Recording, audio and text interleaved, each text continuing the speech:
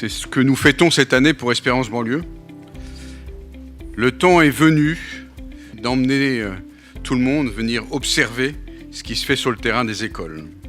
17 aujourd'hui, 18 l'année prochaine avec l'ouverture de l'école de Bordeaux. Démarche entrepreneuriale pour tenter d'apporter des solutions qui soient déployables. Peut-être que l'école, qui est la première petite société, le premier endroit où on rencontre l'altérité, est un lieu important pour remédier à ces difficultés, à ces fractures que la société française connaît. Il y a un constat assez sévère sur le fonctionnement de l'école, puisque vous le voyez, seulement 36% des Français estiment que l'école fonctionne bien. Il y aura 2 tables rondes où nos intervenants vont pouvoir s'exprimer pendant 6 minutes chacun.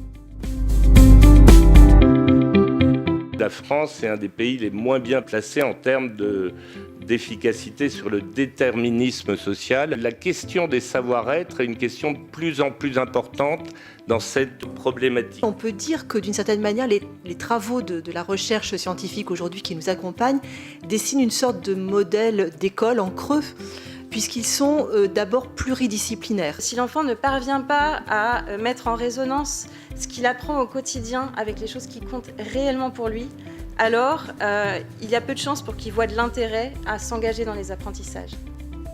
On pourrait toucher la vie de chaque enfant avec la beauté, la puissance et l'émerveillement des mathématiques. Ce qui est très très important pour l'enfant et nous-mêmes dans notre vie professionnelle plus tard, en tant que manager ou manager, c'est faire grandir, faire confiance et donner du sens. Quand on s'attache aux besoins des plus fragiles, on ne répond pas à un enjeu annexe. On ne répond pas à un enjeu de correction bien circonscrite d'un système qui est en difficulté. Les besoins des plus fragiles, systématiquement, pointent les dysfonctionnements profonds du système.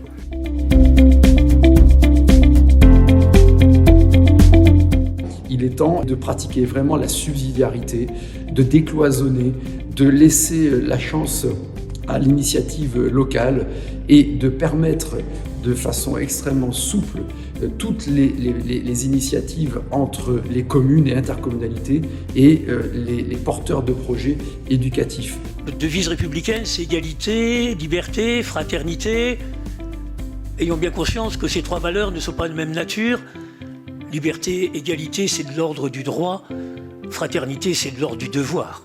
L'école a une double démarche à faire, si vous voulez, celle de valoriser, de montrer au fond, qu'il y a toute une série d'ancêtres symboliques qu'il vaut la peine de récupérer. On a avec l'école, nous, un lien très fort de complémentarité parce que tout ne peut fonctionner que si ces acteurs qui agissent auprès de l'enfant sont interconnectés. On est passé chez Espérance Banlieue l'année dernière pour une opération avant Noël. On écrivait des messages bienveillants sur des boules de Noël. Ce sont les enfants d'Espérance Banlieue qui sont allés les donner à des personnes âgées proches de l'école de Poissy. Première chose, c'est de pouvoir réaligner le monde de l'entreprise avec les enseignants. Deuxième notion de frottement, c'est de faire venir les jeunes dans les boîtes et de leur faire des stages.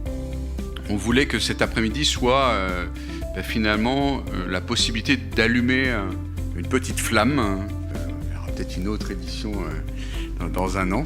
Merci beaucoup pour votre présence et merci pour ce que vous pourrez continuer à faire au service de l'éducation.